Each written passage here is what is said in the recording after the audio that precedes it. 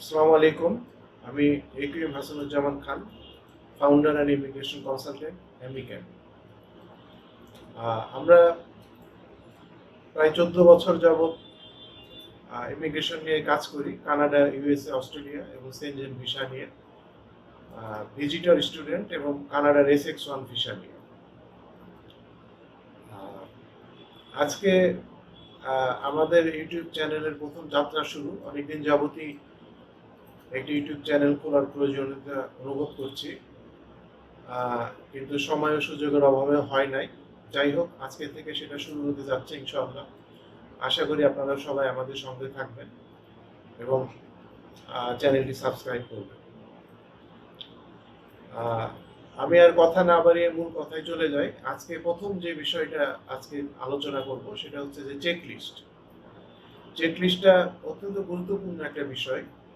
একটা ভিসার অ্যাপ্লিকেশন ফাইলের হার্ট হচ্ছে চেকলিস্ট, এবং এই চেকলিস্টটা কখনোই আগের থেকে ছাপিয়ে রাখার বিষয় না, যে আমি চেকলিস্টটা আগের থেকে ছাপিয়ে রাখলাম আর আপনি আসলেন, আপনাকে দিয়ে দিলাম, বা আপনাকে আগেই চেকলিস্ট দিয়ে দিলাম, আপনি ডকুমেন্ট কাগজপত্র সবকিছু নিয়ে অফিসে আসলেন।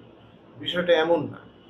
বিষয়টা হচ্ছে যে আপনি অফিসে আসবেন, আসার পরে আপনার সম্পর্কে জানবো, শুনবো,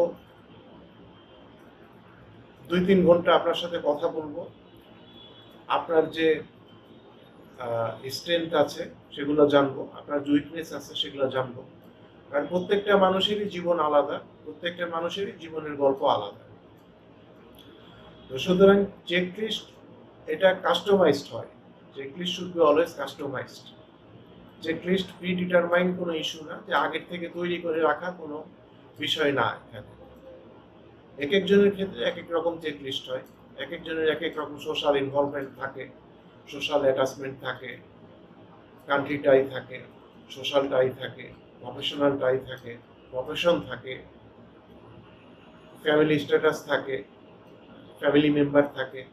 এক একজনের ক্ষেত্রে এক এক রকম। তো সুতরাং চেকলিস্ট কখনোই একটা কমন ফিচার হয় না। চেকলিস্ট সবসময় প্রত্যেকটা মানুষের চেকলিস্ট আলাদা হবে।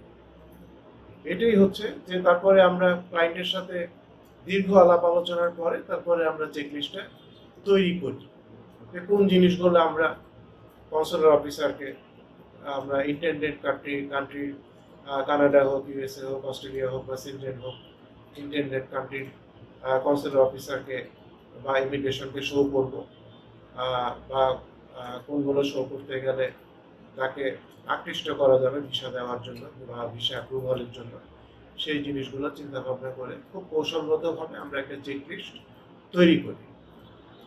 এই হচ্ছে চেকলিস্ট নিয়ে কথা। আরেকটা বিষয় যে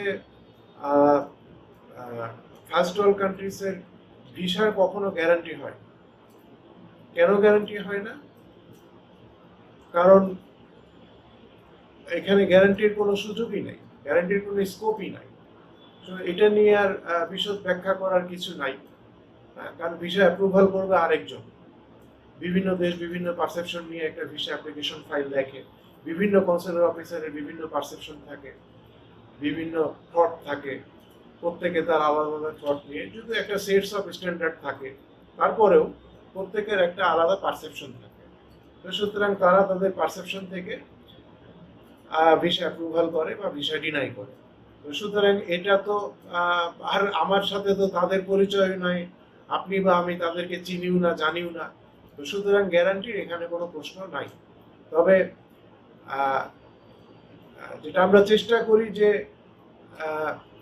যে কোন কোন কারণে ভিসাগুলো রিফিউজ হতে পারে বা ভিসা রিফিউজালের যে কারণগুলো আছে, যে আপনার ক্ষেত্রে ভিসা রিফিউজালের যে কারণগুলো থাকতে পারে, সেই জিনিসগুলো অ্যাসেস করে আমরা কৌশলগতভাবে চেকলিস্টটা তৈরি করি, কাভার লেটার লিখি। কাভার লেটার নিয়ে চেকলিস্টের প্রথম ডকুমেন্টটাই হচ্ছে কাভার লেটার। ইংরেজিতে একটা কথা আছে, first impression is the best impression.